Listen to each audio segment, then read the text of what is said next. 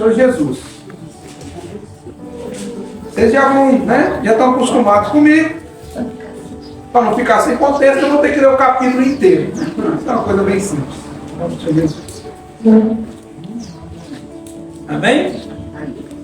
Lucas capítulo 15. Para a gente poder contextualizar o que está acontecendo aí, diz assim a palavra do Senhor. E aconteceu que todos os pecadores, como os coletores de impostos, as pessoas de má fama, estavam reunidos para ouvir Jesus. Entretanto, os fariseus e os mestres da lei censuravam, murmurando: este salta e se mistura a pessoas desqualificadas e ainda partilha o pão com elas. Amém? Diante desse texto, vamos fazer uma breve oração para a gente poder explanar aqui o restante. Amém? Pai, em nome do Senhor Jesus, nós te louvamos e agradecemos por mais essa oportunidade. Louvamos e agradecemos por cada vida que o Senhor trouxe até este lugar. Que o Senhor possa falar conosco, falar no nosso coração, abrir o nosso entendimento e que a sua palavra, Senhor, gere vida dentro de nós. É o que eu lhe peço de todo o meu coração, em nome do Senhor Jesus. Amém. Amém? Amém. Igreja, então o que acontece?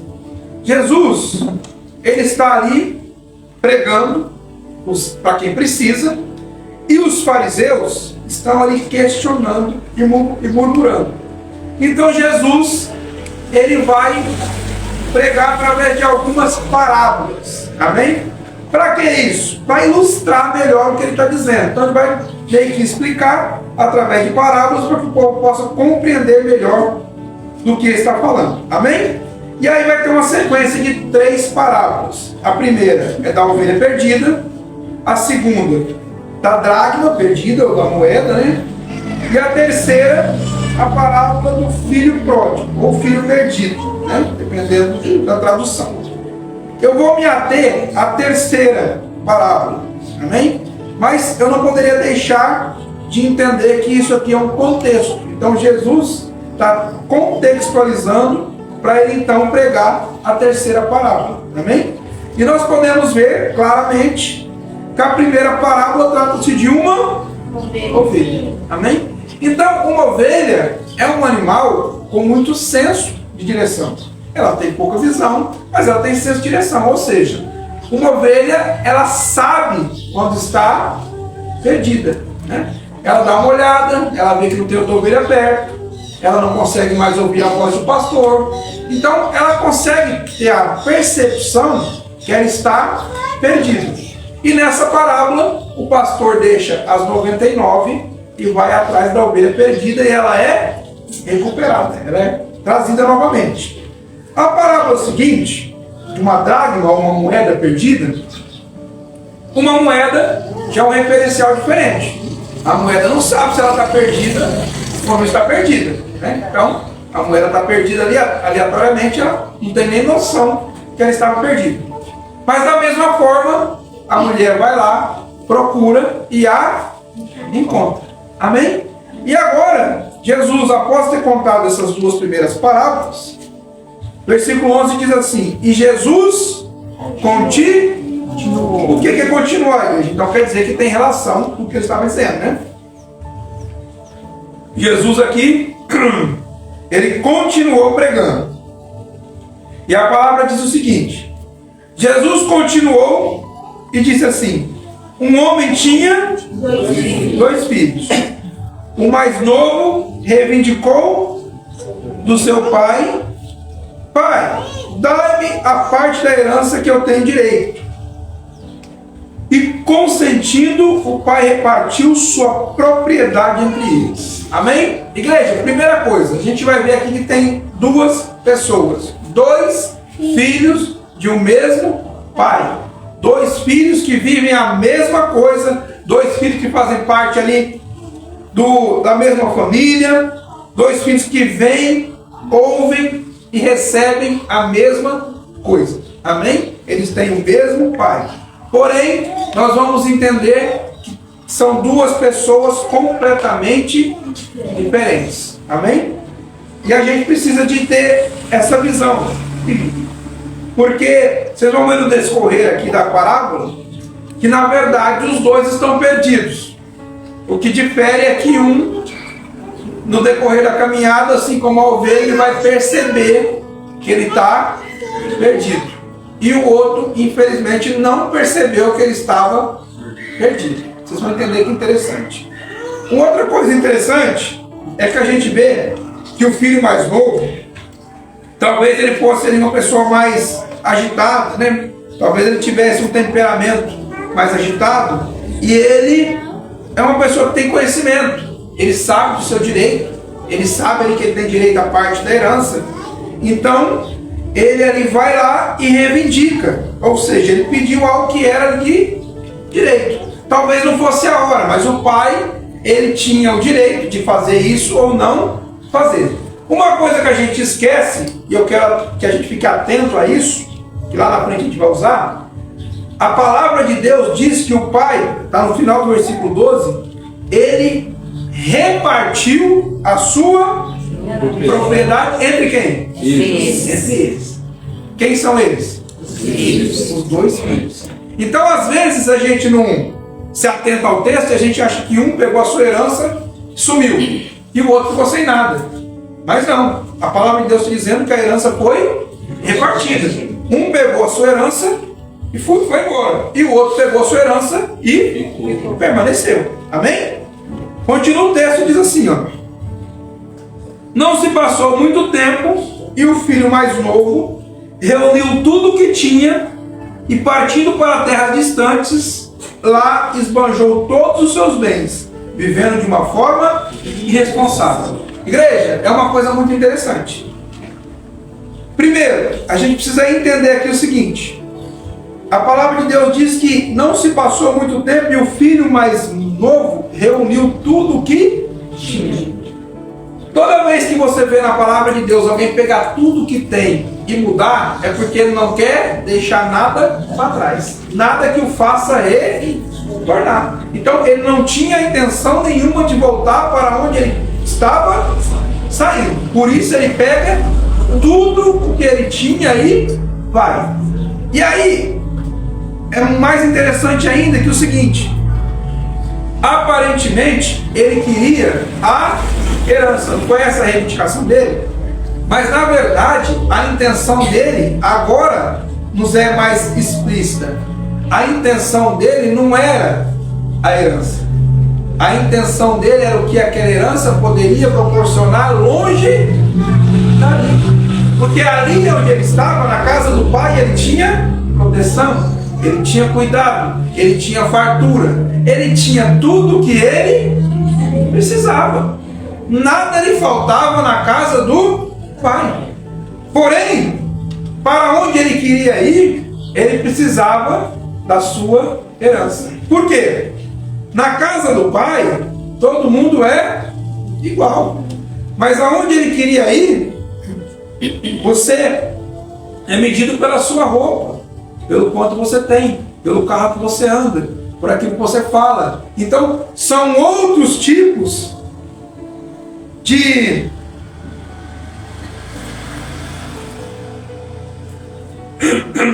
outros tipos de valores. Amém? Então, fora da casa do pai são outros valores. E ele precisava então, ou ele queria viver o que aparentemente se apresentava fora da casa do pai. Por quê, igreja? Porque na casa do pai existe apenas um princípio fundamental para que se viva bem. E qual é esse princípio? Perfeito. Obediência. O princípio é só esse. Você obedece e o restante todo você tem. E lá fora, ele queria viver de que forma? Ele queria viver conforme a vontade dele, sem precisar obedecer ninguém, fazendo o que ele queria. E aí o que acontece, igreja? O versículo nos ensina o seguinte: ele pega, reúne tudo que tem e parte para uma terra distante. E a terra distante, entenda bem, não é uma terra distante de distância de terra, ou de distância percorrida, ou de quilômetros, ou de medida. Não. É uma terra distante moralmente. Amém? Moral e ética que ele estava se distanciando. Ou seja, ele queria viver no mundo. Ele não queria viver mais ali nas terras do Pai. Quem era o Pai? Deus é o Pai. Então esse filho, nós estamos falando aqui de um filho que conhecia a casa do Pai. Um filho que era filho. E ele resolve então o quê? Querer as coisas de lá. E ele parte para uma terra distante, mas não distante de distância, distante moralmente, aonde não se tem princípios, aonde não se tem regras, aonde não se tem as leis do seu pai.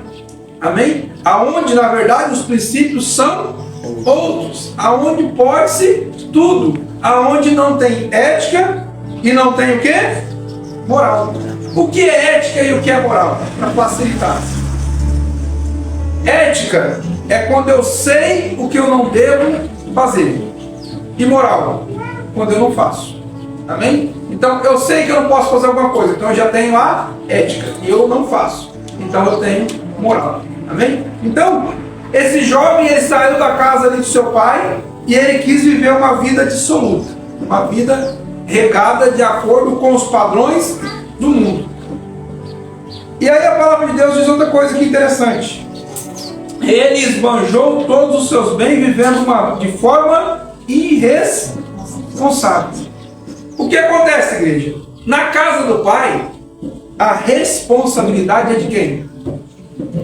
Do pai. Você entendeu? Então a nossa parte é só viver e obedecer. Quem vai pagar a conta, quem vai trabalhar, quem vai organizar os empregados, quem vai gerenciar, não somos nós. É o pai. Então a gente vive só tranquilamente. Obedeceu, está tranquilo na casa do pai.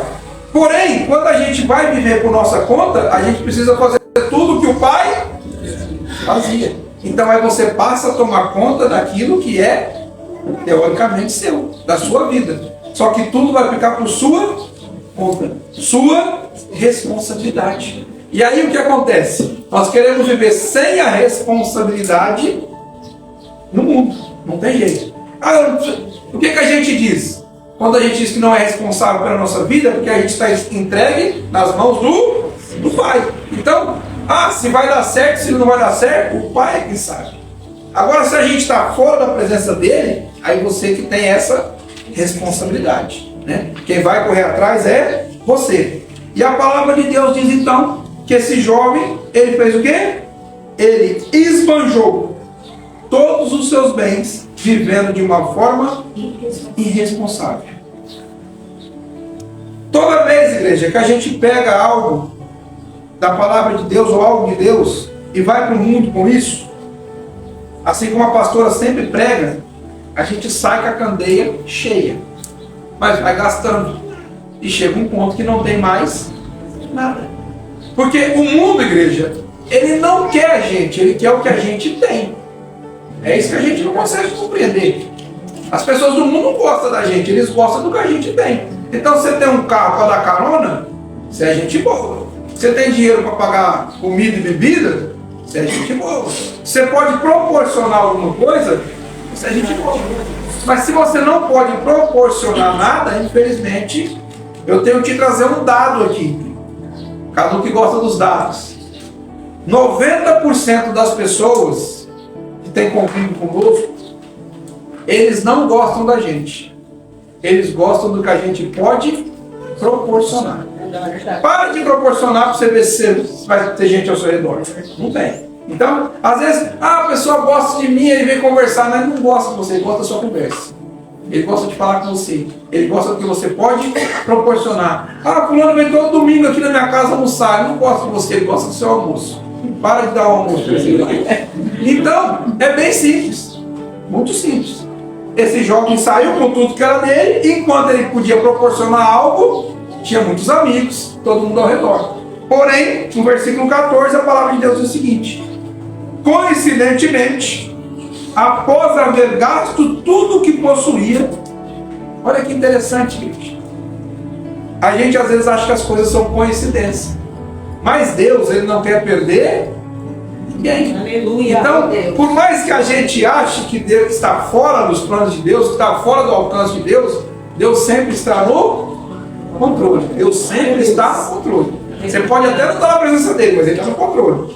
E aí a palavra de Deus diz o seguinte, e a outra coisa que eu sempre ensino, né? As coisas acontecem para nos aproximar de Deus, não é para nos afastar. Então, às vezes, algo de ruim está acontecendo para esse jovem aqui, e você vai entender. O que está acontecendo de ruim para ele não é punição. Na verdade, é oportunidade. Oportunidade de quê, pastor? De se arrepender. Então, é só oportunidade, não é punição. E olha o que acontece. Coincidentemente, após haver gasto tudo que possuía, abateu sobre toda aquela região uma grande fome, uma crise. E ele começou a passar muita necessidade. Então agora, igreja, ele já não estava mais vivendo, usufruindo daquilo que ele recebeu para o pai. Ele pegou tudo que tinha, mas ele queria viver da mesma forma que ele vivia na casa do pai. Usufruindo, mas sem responsabilidade.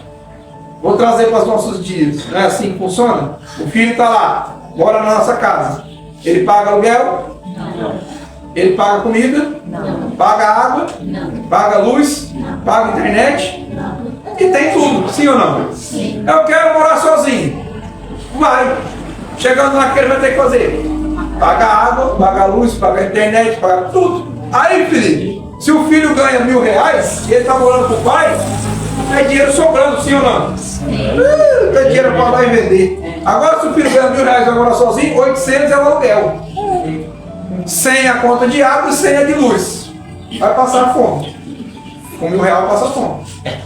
Vocês estão entendendo o que acontece? Então, é mais ou menos isso que a palavra de Deus está nos ensinando aqui. A proteção aqui, basicamente, é essa. Quando a gente está sozinho, a gente está por nossa conta. E o jovem estava sozinho, e ele só gastou, porque ele agia como se ele estivesse na casa do pai, mas vivendo fora da casa do pai. O que aconteceu? Secou a mina que estava passando dificuldade. Meu Deus. Continua e diz assim, ó, versículo 15.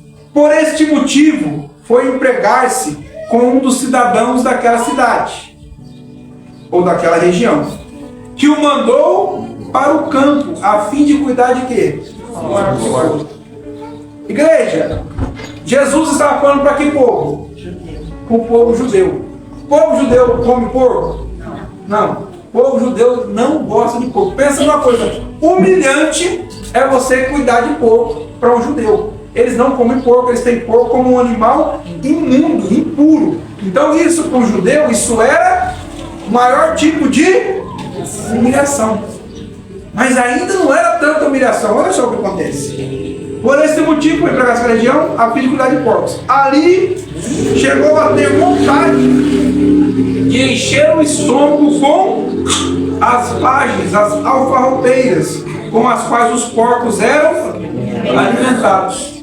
No entanto, ninguém lhe dava absolutamente nada. Igreja, ele queria comer o que os animais imundos para ele comiam. Queria comer a comida do porco. Ou seja, ele estava pior do que um porco. Olha o nível de humilhação que essa pessoa se encontra. E aí eu acho interessante, muitas vezes quando a gente chega num ponto desse, um ponto crítico da vida, é um momento de reflexão. Sim ou não? Sim. A gente começa a pensar. E quando a gente é da igreja, quando a gente é crente, quando a gente conhece a Deus, o pensamento é: aonde está Deus? Por que eu cheguei nessa situação? Por que Deus permitiu? O que ele estava fazendo quando não viu que eu estava me enrolando desse jeito? Você sabe aonde está Deus nessa situação, igreja? Aonde ele sempre esteve. Glória a Deus, aleluia. Sabe o que acontece? É que em momentos de grande fartura, nós não conseguimos enxergar o que realmente as coisas são. Não entendi, pastor. Então vamos lá. Vamos deixar a riqueza de lado e vamos transpor para o outro lado. Digamos que nós vamos ali na prainha e o rio está baixinho. E a gente vê tudo quanto é pedra, certo? Então, os aventureiros vão lá dar um pulo, dar um mergulho, estão vendo as pedras, quem vai bater? Quem vai mergulhar na pedra? Ninguém. Porém, quando está cheio o rio, igual quando a gente foi batizar o Pedro, que a água está turva, dá para ver as pedras? Não. Não. Então a fartura de água esconde o que realmente tem por baixo. E quando a gente está com fartura de alguma coisa, às vezes esconde o que realmente é. Não entendi. É os excessos, né? Quando a mulher é muito jovem, ela está extremamente apaixonada, né? E aí aquilo impede de ver o quê? Os defeitos. Está lá o traste, vem, né? Bebe, fuma, bate na mãe, xinga um pai, não presta.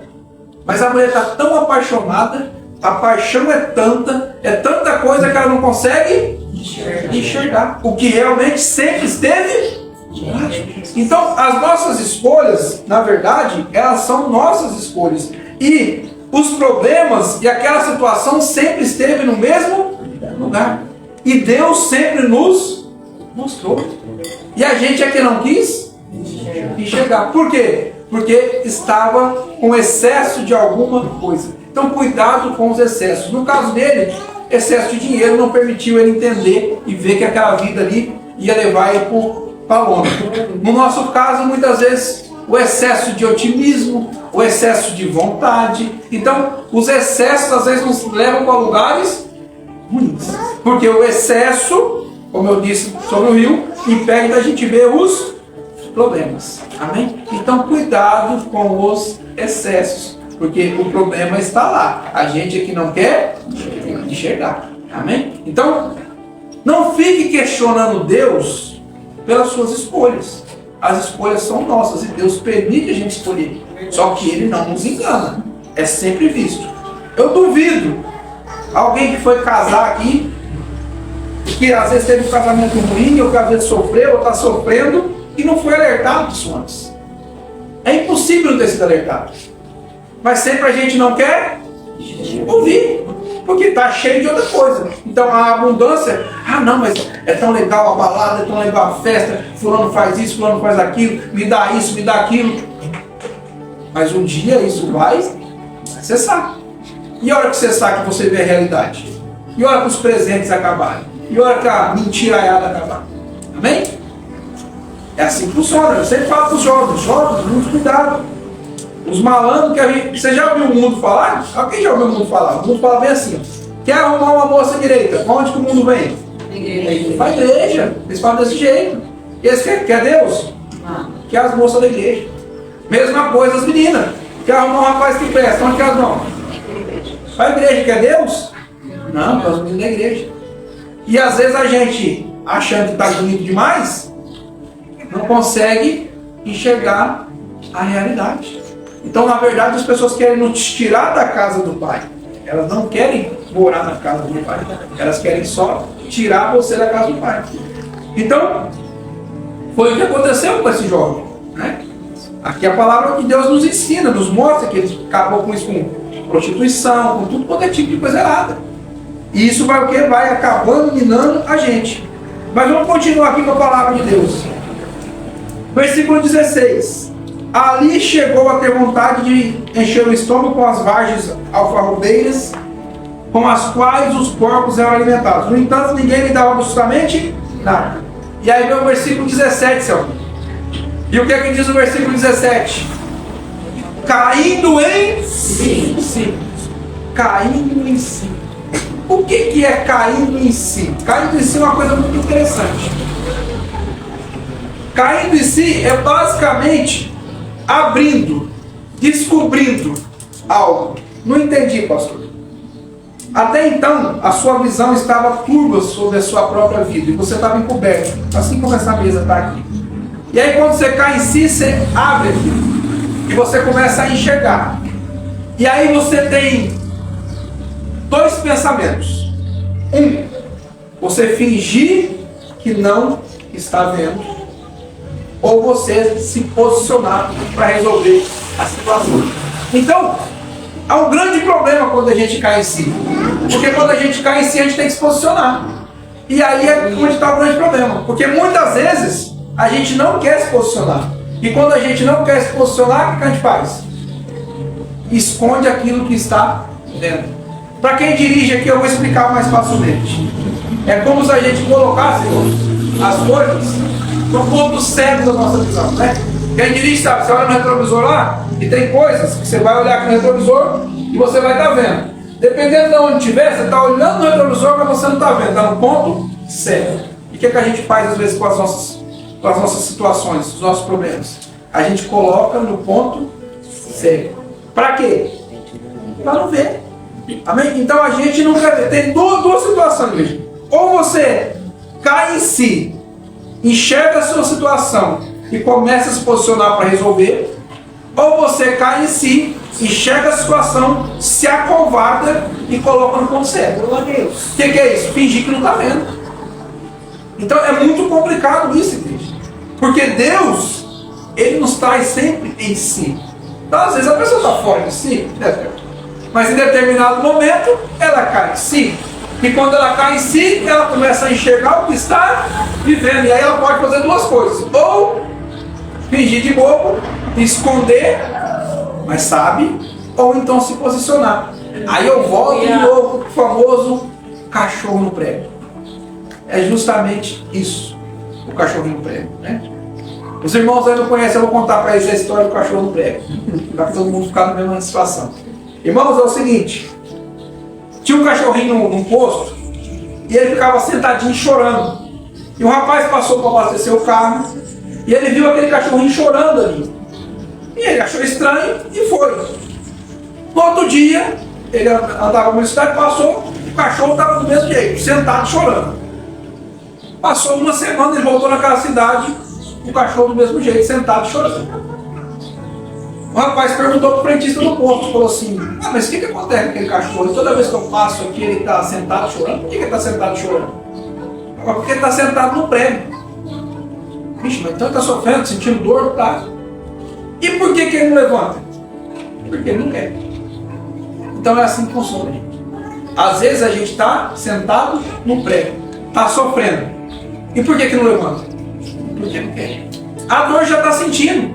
Se você levantar, a possibilidade de parar de doer é muito grande. Mas agora você continua lá, você vai continuar sentindo dor. Então, quando a gente cai em si, tem duas coisas. Ou você se posiciona para sair daquela situação, ou você continua sofrendo e colocar no ponto certo. Amém? Basicamente, isso é o que significa cair em si. Amém? Então, muita gente está caindo em si, porém não está se posicionando para sair dessa situação. E quando ele caiu em si, ele falou consigo mesmo: quantos empregados do meu pai têm comida com fartura, e eu aqui morrendo de fome? Amém? Então, igreja, olha só que coisa interessante. Caindo em si, ele entendeu: eu posso continuar aqui sofrendo, passando fome, ou eu posso me posicionar, me arrepender e tentar algo diferente. Basicamente, eu posso continuar no prego, sem fazer nada e sofrendo. Ou eu posso tentar algo diferente. Só que para tentar algo diferente eu preciso fazer o quê? Sair do prego. Esse é o grande problema. A maioria de nós gosta de ficar no prego, gosta de sofrer. Parece que tem prazer em falar que está sofrendo. Uma coisa extraordinária, a pessoa tem a oportunidade de sair sofrendo. Ah, não, mas como eu tenho sofrido, nossa, que dificuldade, mas meu espírito me dá tanto trabalho. O que você está fazendo para melhorar isso? Nada, mas dá um trabalho. Você precisa de viver, que trabalheira que dá. Gente, se está dando trabalho, a gente tem que fazer o que tem que ser feito. E o que tem que ser feito com os filhos? Um pai que ama o filho, vai ser com o filho. Corrige. E a correção vem de várias maneiras e várias etapas. A primeira correção é a vara. A primeira correção é a vara, porque quando os filhos estão pequenos. Passou num certo ponto que o couro engrossou, aí a vara já não serve mais. Aí o que Deus faz com a gente? Vamos pegar o exemplo. O que Deus faz com os seus filhos quando os filhos estão muito rebeldes? Entrega a própria vontade. Só que junto com a vontade vem o que, igreja? As consequências. Então é bem simples. Seu filho está dando muito trabalho, deixa ele de acordo com a vontade dele. Qual que é o problema que não resolve? É que quando você deixa seu filho e vem a consequência, o que você faz? você arca com as consequências. Aí por isso que você sofre. Porque você está sofrendo não por consequência do que você fez, consequência do que os outros estão fazendo. E aí você, em vez de deixar a pessoa ser tratada e ela cair em si e ela sair dessa situação, não, você fica pondo na mão. Toda hora, sofrendo, sofrendo, vai sofrer, sabe quanto? O resto da vida. Você está pagando por ele, você está resolvendo por ele, você está se colocando, está pulando na bala, né, cara? Como o jovem diz, você está pulando na bala pelos outros, então se vira. Amém? Então esse é o grande problema. Ah, meu filho saiu de casa e está com dificuldade, vou pagar o aluguel dele. Não vai aprender nunca. Deixa lá. Ah, meu filho brigou, foi lá para a cadeia, vou chamar um advogado. Não vai aprender, não brigou, está na cadeia? Não, meu querido, muito bem, fica aí um pouquinho para você aprender. Pronto. A cadeia é legal? Não, não é legal. Não, ótimo, sinal que você não vai gostar de ficar aí. Pronto. Agora não, tudo os pais vão lá fazer pelos filhos. Ah, teve um dano ali, o filho com 40 anos de idade, vai o pai pagar pelo dano que o filho cometeu. Para. Cometeu dano, cometeu prejuízo, fez o que quis, agora arca com as consequências. Isso não é castigo, gente. Isso é uma oportunidade de tirar aquela pessoa da situação. É isso que eu tinha que entender. Tem uma mente mais aberta, mais ampla. Quando você deixa seu filho assumir a responsabilidade dele, você não está castigando. Você está dando a oportunidade de ele se arrepender, ser uma nova pessoa. Enquanto ele não fizer isso, enquanto você estiver pondo na mão, enquanto você estiver resolvendo, só vai piorar. Você vê, por exemplo, esses filhos de papai aí que cometem crimes e os pais ficam acobertando. Só vai piorar. Só vai piorar. Assim funciona. Ministério, mesma coisa. A igreja, quando é muito grande, o pastor cometeu um delito, vamos apoiar o pastor. Não, não vai apoiar o pastor, não. Deixa o pastor arcar com as condições que ele arrumou. Se foi uma coisa jurídica, arca juridicamente. Se foi moral, arca moralmente. Mas se vira. Não podemos ficar tomando as dores uns dos outros. A não ser que seja uma injustiça. Aí é diferente. Seu filho está lá, ele não fez aquilo, ele está sendo, né, ali acusado de uma coisa que ele não fez. Aí é uma injustiça, aí é algo diferente. Agora, colher o que plantou é algo bíblico. Plantou ruim, colhe ruim. Então o menino aqui caiu em si, entendeu tudo isso. E aí no versículo 18 ele teve uma grande ideia, né? Ou melhor, aquilo que poderia salvar a vida dele. Ele pensou o seguinte: levantar-me-ei, tomarei o caminho de volta para o meu pai, e ao chegar confessarei: Pai, pequei contra o céu e contra ti.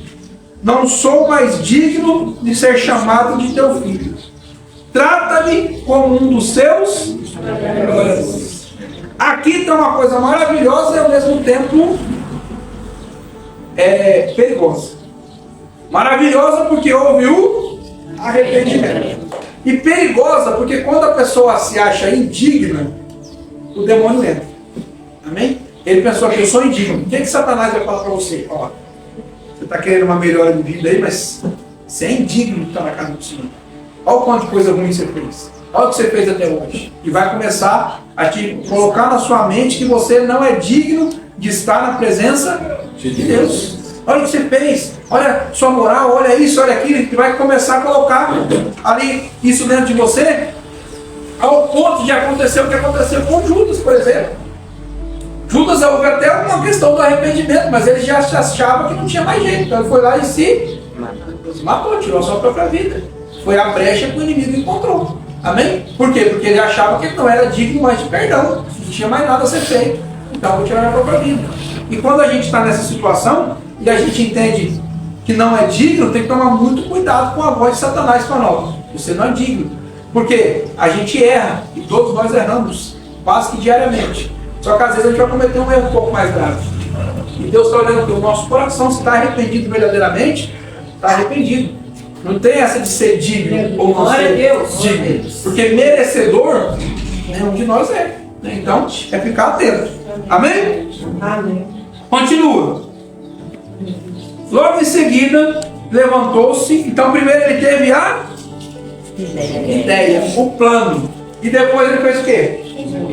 Executou o plano. Qual que é o complicado? A gente faz o plano, mas não executa o plano. E eu sempre disse isso. Quando é um plano de Deus, a gente planeja. E quando é um plano nosso, a gente executa. Então, na hora de fazer coisa errada, passos largos. Na hora de executar o que tem que executar, aí pensa duas vezes. Mas o jovem aqui estava disposto. E aí a palavra de Deus diz o seguinte: e logo em seguida levantou-se e caminhando, ele ainda estava distante, quando seu pai o viu, e pleno de compaixão, correu ao encontro do seu filho, e muito o abraçou e o beijou. Outra coisa interessante que eu tive nessa parte aqui.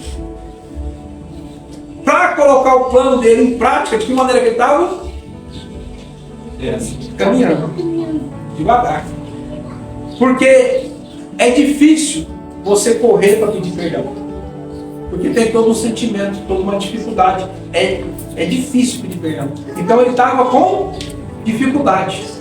Podia demorar. E aí o que o pai fez? O pai viu a dificuldade dele. Oi, vai demorar para chegar aqui, deixa eu ajudar. E o pai correu ao encontro dele. O que está falando? Deus só está esperando você dar o primeiro passo. Aleluia. É só isso. Então, na hora que você der o primeiro passo, ele vai pedir Deus. E de que forma recebeu? O abraçou e o beijou. Versículo 21. Então o filho lhe declarou: pai, pequei contra o céu e contra ti. Não sou mais digno de ser chamado de filho. Então você vê que é complicado, né? A mente da gente, como é que funciona? O menino veio nesse pensamento: eu não sou mais digno. Então, cuidado com essa questão da dignidade. Cuidado com o que o inimigo está colocando no seu coração.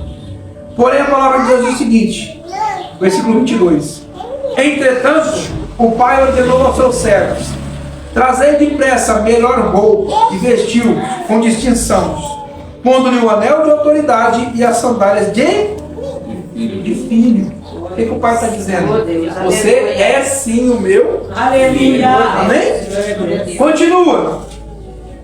Versículo 23. Trazei também um novilho gordo e preparai. Comamos e façamos uma grande festa e nos alegremos, porquanto esse meu filho estava morto e voltou à vida. Estava perdido e foi. Olha só que interessante. De que forma estava a ovelha? De que ela foi? De que forma estava a dragma? De que ela foi? De que forma estava o filho? Ele foi? Interessante. E começaram a celebrar o seu regresso. Entrementes, ou entretanto, aí já é o outro, igreja. Então, Jesus separou em dois filhos. Agora vem o outro filho. Entretanto, o filho mais velho estava no campo, filho trabalhador. Quando foi se aproximando da casa, ouviu um som de músicas e danças. Então chamou um dos seus servos e indagou-lhe: sobre o que esse barulho? O que está acontecendo? Versículo 27. Esse informou: teu irmão regressou, e teu pai mandou matar o novilho gordo, porque o recebeu de volta são e salvo. Mas o filho mais velho encheu-se de ira, negou-se a entrar. Então o pai saiu e insistiu com ele. Igreja, olha que interessante. O filho mais velho, ele não saiu daquele lugar, ele permaneceu na casa do pai, ele permaneceu naquele lugar. Porém, olha que interessante, ele estava ali, mas ele estava longe do pai, mesmo estando na casa do pai. Então presta atenção nisso. Por que eu estou dizendo isso? Vamos lá? Mas o filho mais velho encheu-se de ira. E olha que interessante. O pai encheu-se de quê? Quando ele viu o filho? De alegria. O filho mais velho encheu-se de ira. Ele estava com o pai, mas ele não tinha os mesmos princípios do pai. Ele estava com o pai, mas ele não tinha a integridade do pai, a moral do pai, a ética do pai. Ele apenas estava naquele lugar. Não entendi. Você vai esclarecer daqui a pouquinho a mente. Olha que interessante. Aí a palavra de Deus é o seguinte. Porém, o 29, né? Porém, ele coloca: há tantos anos tenho trabalhado como escravo para ti, sem nunca ter desobedecido uma só ordem sua. Contudo, nunca me ofereceste ao menos um cabrito, para que eu pudesse festejar com meus amigos. O que a palavra está dizendo aqui, o cabrito seria algo bem mais simples do que um novilho gordo, né? Então, seria, por exemplo, assim, nos dias de hoje, você nunca me deu nem um copo d'água para me oferecer com meus amigos. Porém, esse seu filho que voltou, você faz dessa forma. E a palavra de Deus é tão interessante que é o seguinte: o filho mais novo, o pai ficou esperando ele voltar. Foi isso? E o mais velho? O pai saiu ao o mais novo, o pai não foi ao encontro, o pai ficou esperando. Ele voltou, o pai correu. Ele ia sair. Porém, esse aqui, o pai, o filho mais novo estava lá dentro, ele estava lá fora, não queria entrar. O que o pai fez? Foi lá para buscar. Ou seja, situações diferentes, pessoas diferentes, necessitam de estratégias diferentes. E aí a palavra de Deus diz então que esse filho ficou muito bravo, né? E ele soltou essa aí, né? Falou assim, ó, no versículo 29. Há tantos anos tenho trabalhado como um escravo. O que ele era? Filho. Estava trabalhando como escravo por quê? Quem mandou ele trabalhar como escravo na casa do pai? Quem que mandou fazer isso? É filho. E tem gente desse jeito. É filho e se porta como escravo. O que é isso, pastor? Agora vamos lá. Está dentro da igreja, mas está com um jugo de escravidão. Eu não posso fazer isso, eu não posso fazer aquilo. Isso não sei o quê. É muita loucura isso. Porque a palavra de Deus fala que o Pai nos trouxe para liberdade. Se você não tem liberdade para nada, que complicado é isso. E aí, o que a igreja tem que fazer? Não estou aqui falando mal de ninguém, mas olha só, o método que foi encontrado, os patriarcas, os pais da igreja do Brasil, eles encontraram esse método. O que a gente não consegue lidar, a gente proíbe. Mas não é bem assim que funciona. A gente precisa entender. Deus nos trouxe para liberdade. Então a gente tem que aprender a lidar com todas as coisas, porque a gente é filho e o filho precisa usufruir. Só que aí o que acontece? Então o filho não sabe assistir televisão. Por quê? Na televisão está lá. Tem os filmes bíblicos, tem um jornal, tem um documentário, e o filho está assistindo uma pornografia. Aí o filho não sabe lidar com a televisão. O que a igreja fez? Proibiu a televisão. Ao invés de ensinar o filho o que ele tem que fazer. A roupa. A palavra de Deus nos ensina, vestir-se com modéstia. Aí o filho não sabe se vestir com modéstia. O que a igreja faz? Proíbe. Não pode isso, não pode aquilo, não pode aquilo outro. Então, o que acontece? Tira a liberdade. E quando nos tiram a liberdade, nós nos tornamos o quê? Escravos. Então, vocês entendem? Jesus, o Pai, nos trouxe para liberdade. E os usos e costumes tentam nos escravizar. E o que a gente precisa então? De liberdade. Mas a palavra de Deus é bem clara. A gente não pode usar a liberdade como pretexto para pecar, para fazer tudo que é errado. A gente tem que usar a liberdade para usufruir. O que eu estou dizendo aqui? Em qualquer momento da vida, o filho que ficou em casa, ele podia ter pego um novilho que era dele e feito para os seus amigos. E por que ele não fez? Porque ele não sabia lidar com isso. Então, na mente dele, ele era escravo. Então, escravo não tem direito de fazer festa, escravo não tem direito de ir no vídeo, escravo não tem direito de fazer nada. Escravo é escravo. Mas, porém, ele não era escravo, ele era filho. Era só ele se portar como filho, dentro da liberdade. Porque o princípio na casa do pai é o quê? Obediência. É só isso. Então, eu estou obedecendo e eu estou usufruindo. Aí, o que a gente pensa hoje? Ou o que estão tentando colocar na nossa cabeça? Você tem que obedecer e não pode usufruir de nada. Então é isso que está dizendo aqui, trabalhar como um escravo. É viver dentro da igreja como um escravo. Eu não posso fazer nada. Amém? O que eu não posso é usar a liberdade como libertinagem. Jesus explica isso. Mas eu preciso de ter a liberdade.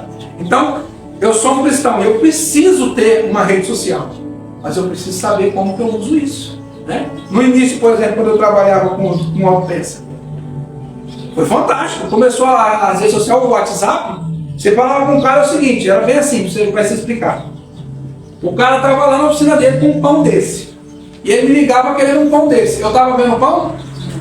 Não, né? Aí ele falava no telefone, ó, é uma peça redonda, amarela, tem um risco em cima, e por baixo tá. Eu falava, o que será, né? Tipo, era um jogo muito interessante. O cara não tá vendo, mas você não tá vendo. Aí um falava, é tipo uma bolinha. E ele não sabia que o nome era pão. É tipo uma bolinha, não sei o que, e você ficava imaginando. Aí a tecnologia chegou, o cara batia uma foto e mandava para já sei o que ele quer. E ficou bem mais fácil. Mas a tecnologia também serve para coisas ruins. Então a gente precisa de aprender a lidar com a tecnologia. Temos aqui a nossa live. E aí nós precisamos, por um período lá da pandemia, ficar um pouco afastado dos cultos. Mas precisava ter o ensino. E as pessoas estavam tudo reclusas em casa, precisando da palavra de Deus. A gente não podia bater na porta e falar. O que a gente fez? O uso da tecnologia. Então, é proibida a tecnologia? Não, eu tenho que saber fazer bom uso das coisas. Então, eu preciso estar na casa do Pai, mas estar em liberdade. E a liberdade que o Pai me dá é justamente essa. De eu ter o discernimento do que pode e o que não pode. O que eu devo e o que eu não devo. Eu não posso me colocar aqui como juiz. Pastor, eu vou casar, o que o senhor acha? Pastor, eu vou comprar esse carro. Pastor, eu vou fazer isso. Pastor, eu vou fazer isso. Não posso ficar tomando conta da sua vida, não. Pastor, eu vou montar uma adega, né? Ou uma tabacaria. O que o senhor acha? Eu não acho nada. Você tem que saber se é certo ou errado. Pastor, eu vou começar a vender droga. O que o senhor acha? Eu não acho nada. Não é possível que você não sabe. Então, a igreja tem que aprender, né? Pastor, eu vou montar um site de relacionamento extraconjugal. O que o senhor acha? Eu preciso falar que isso é pecado? Não. O filho precisa ter o quê?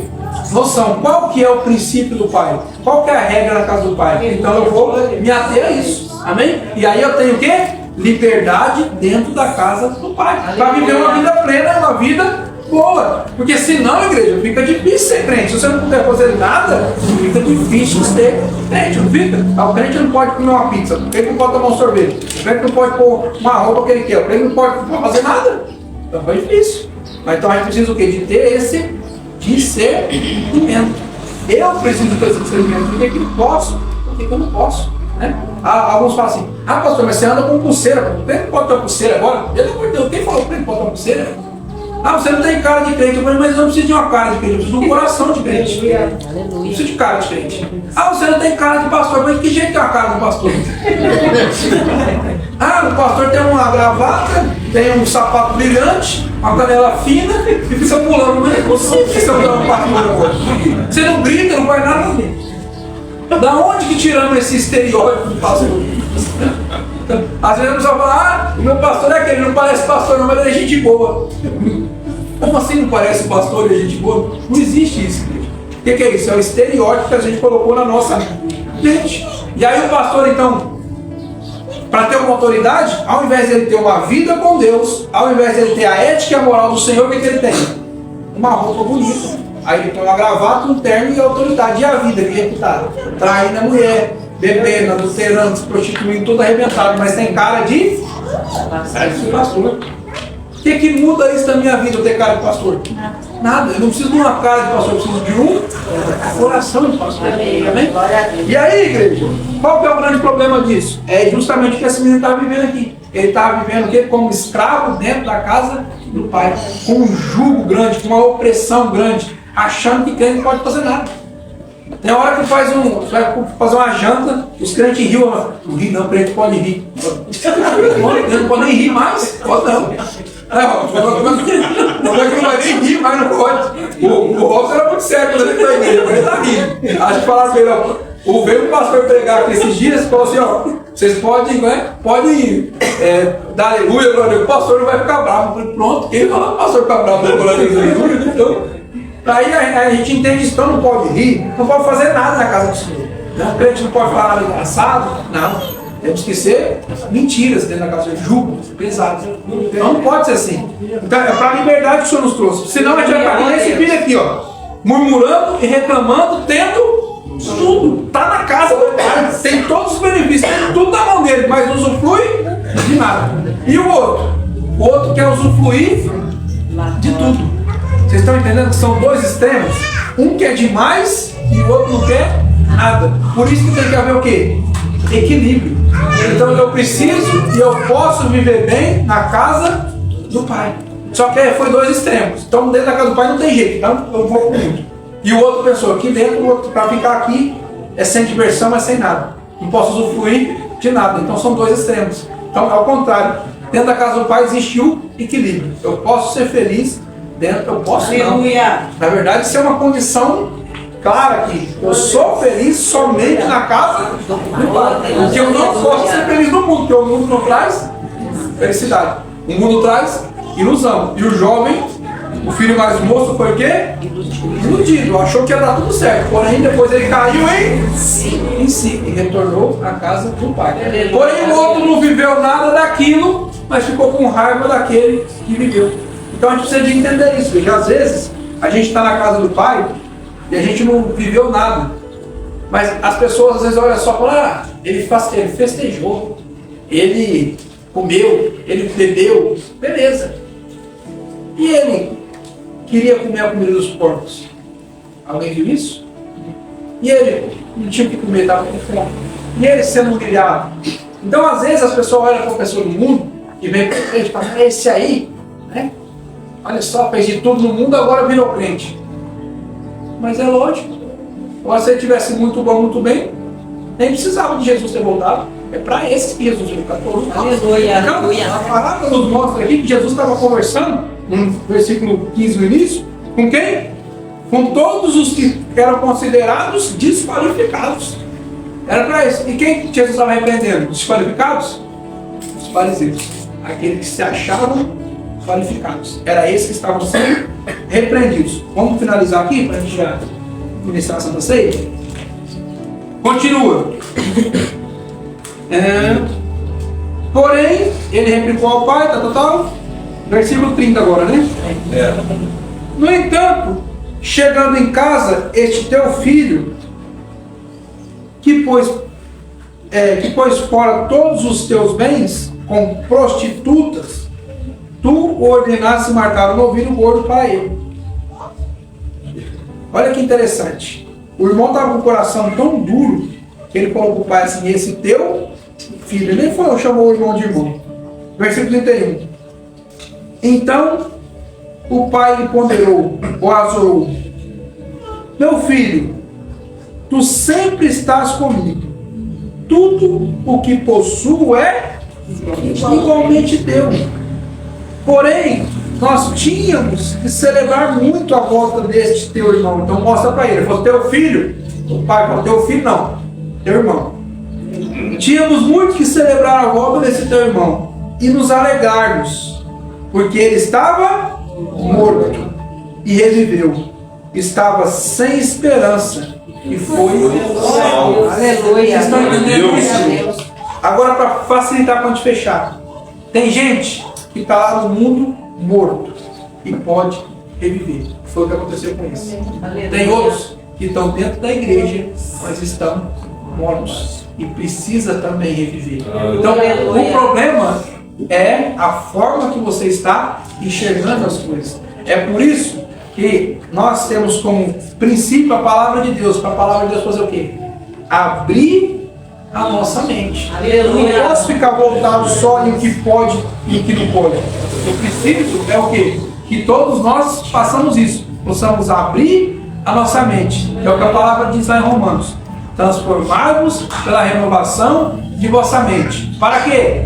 Para que experimenteis a boa, perfeita e agradável vontade de Deus. Aleluia. Enquanto não houver essa transformação na mente, infelizmente vão estar dentro da igreja e estarem mortos. E aí confunde morto com estar vivo. Acha que está vivo na igreja, está pulando, gritando, né? E fingindo. Não. Estar vivo é outra coisa. estar vivo vai muito além disso. É muito além do que a gente está vendo. A gente está falando aqui de coisas espirituais. Amém? Então, a gente precisa de entender isso. O filho, o pai disse que estava morto. Era físico? Não, era espiritualmente. Então ele estava morto e reviveu, porque ele estava lá no mundo. Ele decidiu voltar para a casa do pai. E o outro? Sempre esteve na casa do pai, mas nunca usufruiu de nada. Vivendo como um escravo. Amém? Sendo que o pai nos trouxe para o quê? Para a liberdade. Então a gente precisa de viver a liberdade dentro da casa do pai. E isso, igreja, não tem outro jeito. É só a gente entendendo a palavra de Deus. Por isso a luta. É mais fácil falar pode e não pode do que fazer você pensar. Amém? Então, é difícil demais fazer o povo pensar, porque o povo gosta de ficar que jeito? Sentado no prego. Não pensa de jeito nenhum, reclama, murmura, mas preguinho. Quando você fala, ó, você pode ter outra opção, levantar do prego e caminhar. Só que aí você vai ter que fazer outras coisas, né? O prego já não vai ser seu amigo mais. Você não vai ter mais essa desculpa, né? A desculpa que eu estou chorando é que eu estou no prego. Você não vai ter essa desculpa mais, é agora. Mas você vai ter que romper. E é o que muita gente não quer. Não quer romper, não quer amadurecer, não quer crescer e quer alguém para culpar. E quem que vai ser o culpado? O pastor, claro. Pode, não pode. Eu devo. Deu certo. Ah, que bom. Deu errado. Culpa do pastor. É isso que a gente quer, né? Porque eu não posso pensar. Ou eu não quero pensar. Mas a palavra de Deus está aqui e é para todos. Aleluia. Glória a Deus. Feche os olhos, vamos agradecer o que o Senhor tem nos falado. Aleluia.